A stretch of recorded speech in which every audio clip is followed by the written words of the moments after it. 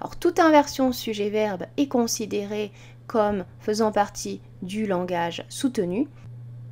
Mais dans nos exemples, on va plutôt s'intéresser aux formes relativement raffinées, de type « Eussé-je été si prévoyant si vous ne m'en aviez pas parlé ?»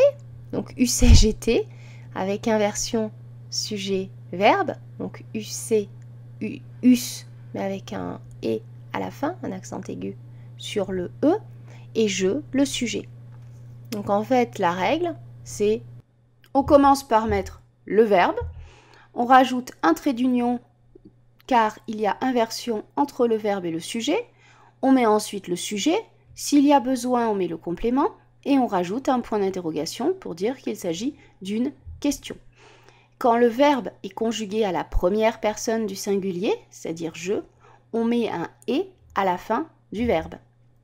En effet, le pronom placé après le verbe serait difficilement prononçable si le verbe qui le précède se terminait par un « e » muet. Ce sera plus clair avec un exemple.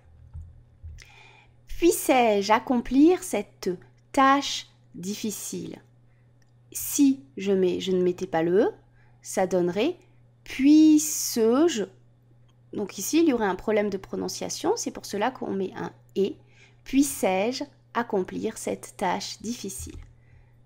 Aussi bien préférais-je cette situation? Si on ne met pas l'accent aigu sur le « et », sur le « e », eh bien, cela donne aussi bien préférerais-je cette situation. Donc là, on voit bien qu'on a vraiment du mal à prononcer, donc on dit préférais-je. Préférais-je.